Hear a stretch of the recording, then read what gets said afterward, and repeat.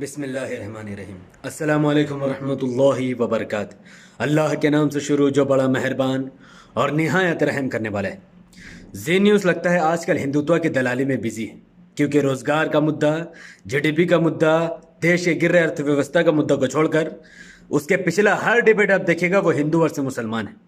और इस बार वो जो डिबेट में हर बार अंकुर आर्य को बुला रहा है और उसका अंकुर आर्य और जी न्यूज़ का ये प्रोपेगेंडा चल रहा है कि मुसलमान ने ही दिल्ली राइड कराया, मुसलमान ने ही बेंगलुरु में आगजनी की, या मुसलमान ही दंगा करते हैं और इनका धार्मिक किताब इनको ये सब सिखाता है। तो इन्होंने कोई पुस्तक भी लिखी है दिल्ली राइड के नाम पर, जिन्होंने इस पर कहा कि ये धार्मिक दंगा था, पूरा प्रेपरेट करके मुसलमानों ने ये दंगा किया था। हालांकि एक पढ़ा लिखा हिंदू, चाहे वो सनातनी हो चाहे जो भी हो, वो भी ये जानता है कि दिल्ली दंगा किसने कराया था। मुसलमानों ने दिल्ली में कोई हमला वमला नहीं किया, ना ही मुसलमानों ने बेंगलोर में किया। पहले मैं दिल्ली दंगे पर आता हूँ, फिर मैं बेंगलोर दंगा और स्वीडन के दंगे पर थोड़ी सी बात करूंगा। दिल्ली दंगा, जब शाहीन बाग का जमड़ा पूरा वहां पर पड़ा हुआ था, तो परवेश वर्मा ने क्या कहा? उसने हिंदुओं को उकसाया कि ये लोग आपकी माँ और बहनों का बलात्कार करेंगे। झूठ। फिर कपिल मिश्रा ने धमकी दी 3 दिन पहले कि अगर डोनाल्ड ट्रंप के जाने तक तो हम लोग खामोश है, अगर 3 दिन के अंदर अंदर शाहीन बाग खाली नहीं किया गया तो फिर वो जो करेगा, यानी उसने सीधा धमकी दी कि वो पूरे दिल्ली को जला के राख कर देगा। उसके बाद रागिनी तिवारी 3 दिन बाद रोड में आकर पूरे रोड को ब्लॉक करके अपने लोगों के साथ मिलकर पथराव करती है। कपिल मिश्रा ईंट जमा करवाकर मुसलमानों पर पथराव करता है। एक मुसलमानों को लोग घेर घेर कर उसको मौत के घाट उतार देते हैं, उसको अपाहिज कर देते हैं। उसके बाद लगातार ये गंदगी फैलती रहती है, लोगों की वीडियो सामने आती है जहां पर एक नन मुस्लिम सनातनी आतंकवादी वो पत्थर लेकर वीडियो उठाकर कह रहा है कि पत्थर मारो इनको जान से मारो। फिर वही एक बंदा चिल्लाते हुए लोगों को दिखता है जो साफ साफ चिल्ला रहा है, और वो एक सनातनी है, एक नन मुस्लिम, एक हिंदू है जो वहां पर दंगा कर रहा है।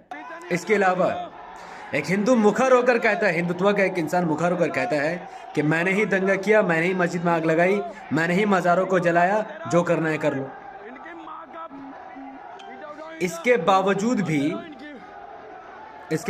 भी 6 से 7 मस्जिदें जलाई गई, 6 से 7 मज़ारें जलाई गई, मस्जिद के ऊपर चढ़कर भगवा रंग को फहरा दिया गया, मुसलमानों के घर को जलाए गए, मुस्लिम महिलाएं इनके आंसू को देखिए कि किस तरीके से रो रही हैं, बिलख रही, क्योंकि रातों रात जब ये घर छोड़कर भागी, जब राम नाम के जो गुंडे जो श्री राम के नाम लेकर रेप भी करते हैं, बलात्कार भी करते हैं और दंगे भी करते हैं, जब वो पागल भीड़ इनके घर की तरफ बढ़ी और ये वहां से भाग कर निकल गई, सुबह जब आई तो इनका घर पूरी तरीके से जला हुआ था। रो रो कर इनका बुरा हाल है।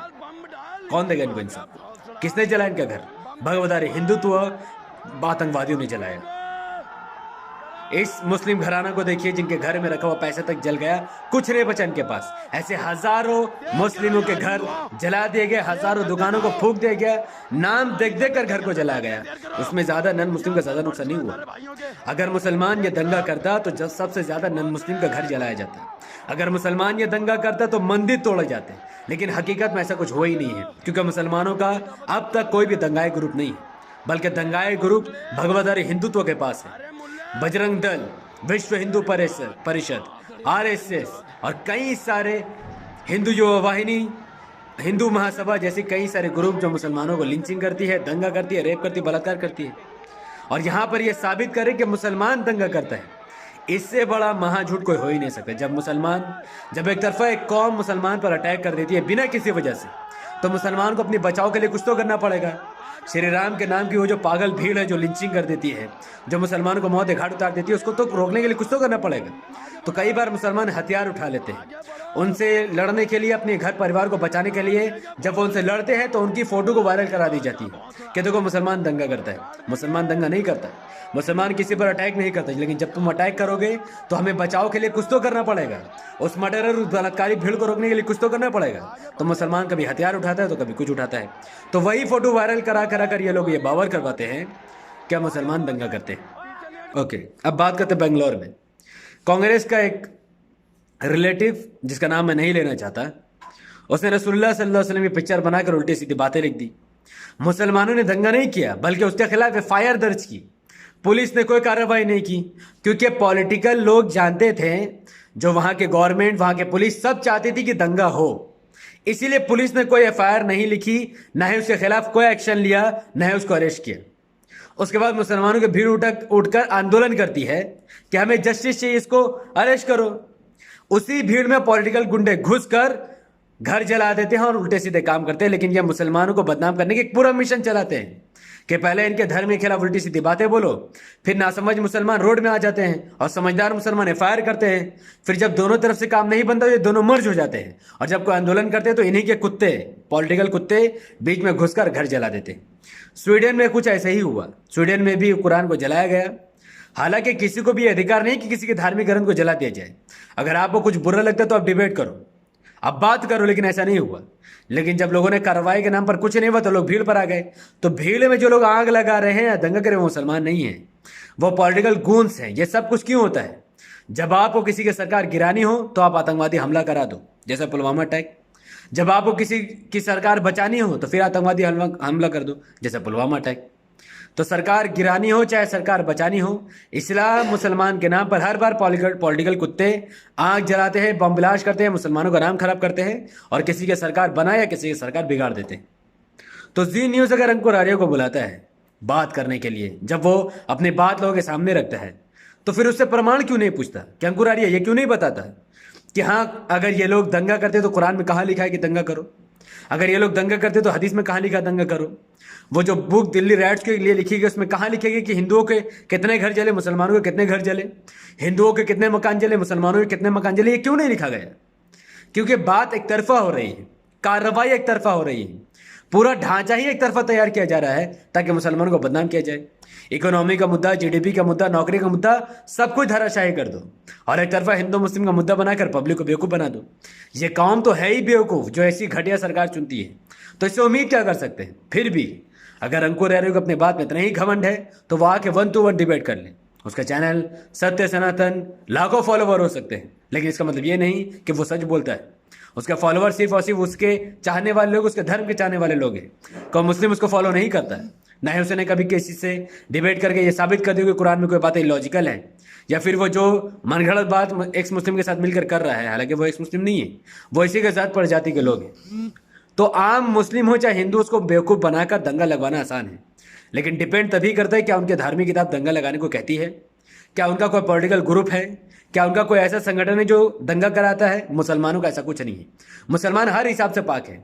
ना हमारे ग्रंथों में दंगा के बारे में लिखा, बल्कि कुरान में ये लिखा गया है कि किसी भी एक इंसान को कत्ल करना पूरे इंसानियत को कत्ल करने के बराबर है। यानी एक इंसान को कत्ल करने वाले को पूरे इंसान को कत्ल करने वाले की सजा in the day of judgment में दी जाएगी। और जब कोई एक इंसान की जान बचाता है तो पूरे इंसानियत को बचाने की उसको अजर, उसको सवाब, उसको गुड पॉइंट, उसको इनाम in the day of judgment में दी जाएगी। मुसलमानों को ऐसा ग्रुप नहीं जो दंगा करे, जैसा आरएसएस, विश्व हिंदू परिषद, बजरंग दल, हिंदू युवा वाहिनी, हिंदू महासभा, जो इन भगवाधारी आतंकवादियों के पास है। तो मुसलमान तो हर हिसाब से पाक है और साफ दिख रहा है कि दंगा कौन कर रहा है, भारत का माहौल कौन खराब कर रहा है, कौन पिछले 70 साल से दंगा कर रहा है। मुजफ्फरनगर का दंगा हो, गुजरात 2002 का दंगा हो, गुजरात में भी यही हुआ था। पहले एक ट्रेन में बम ब्लास्ट करा दिया गया, कोई सबूत नहीं कि वो मुसलमानों ने किया, कोई एविडेंस नहीं है। बस सरकार गिरानी, सरकार बचाने के चलते एक ट्रेन में बम ब्लास्ट करा के पूरा हल्ला उड़ा देगी कि मुसलमानों ने किया है। फिर मुसलमानों के ऊपर एक तरफा अटैक करके मुसलमानों के घर को जलाया गया, बोटी बोटी काट कर उनको फेंका गया। एक 13 साल की लड़की के साथ 18 भगवाधारी हिंदुत्व आतंकवादियों ने उसके साथ रेप किया। एक मुस्लिम औरत जिसके पेट में बच्चा था, उसके पेट में तलवार घुसाकर उस बच्चे को निकालकर तलवार की नोक में रखकर जय श्री राम का नारा लगाकर इन लोगों ने अपना धर्म का प्रचार किया। ऐसा घटिया घिनौना इनका मजहब, इनका धर्म है। मैं साफ साफ कहता हूँ कि दंगा का, टेररिस्ट का कोई धर्म नहीं होता, लेकिन यस, इसका कोई ना कोई संगठन या मजहब है जो कि इन भगवदारी हिंदुत्व आतंकवादियों का मजहब है, जो हमेशा हमेशा मुसलमानों के खिलाफ दंगे और कार्रवाई करता है।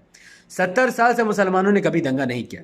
अब एक गांव का रिपोर्ट नहीं दे सकते जहां पर मुसलमानों ने दंगा करके हिंदुओं को खत्म कर दिया, क्योंकि ये सब इस्लाम के खिलाफ है। इस्लाम हमें ये सब कुछ सिखाता ही नहीं है। इस्लाम हमें सिखाता है पड़ोसी की रक्षा करना। रसूलुल्लाह सल्लल्लाहु अलैहि वसल्लम साफ साफ फरमाते हैं, जिसका पड़ोसी भूखा सोए वो हम में से नहीं है, जो अपने पड़ोसी को तकलीफ दे वो हम में से नहीं है, जो अपने पड़ोसी को परेशान करे वो मुसलमान ही नहीं है, वो मोमिन ही नहीं है। तो पड़ोसी को परेशान करना गोया कि इस्लाम से बाहर चले जाना, यानी इस्लाम को छोड़ देना। जो इस्लाम को मानता है वो कभी पड़ोसी को तकलीफ नहीं दे सकता। अगर हजारों मुसलमान किसी हिंदू को मारने की कोशिश करे तो मुसलमान की जिम्मेदारी है उस पड़ोसी की कि उसको बचाए और उन गुंडों को मार कर भगाए। ये ना कि ये बताए कि यहाँ ये हिंदुओं का घर इसको जला, तो ऐसा नहीं है। लेकिन दिल्ली राइट में कुछ ऐसा ही किया गया, चुन चुन कर मुसलमानों का घर और दुकान दिखाए गए, गाड़ी दिखाया गया, उनको जला दिया गया। वहाँ के लोकल ने मिलकर दंगा कराया और कराया। मेरे पास हज़ारों सबूत है दिल्ली दंगा के बारे में। मैंने कई सारे एविडेंस आपके साथ शेयर किए, कई सारे पहले ही मैंने वीडियो में डाल दिए हैं, आप चाहे तो जाकर देख सकते हैं। बहुत बहुत शुक्रिया। अस्सलाम वालेकुम रहमतुल्लाहि व बरकातहू। अल्लाह के सलाम तेरे रहमत बरकात आप तमाम भाई और बहनों पर हो। मैं अल्लाह भी पीस अपॉन अस।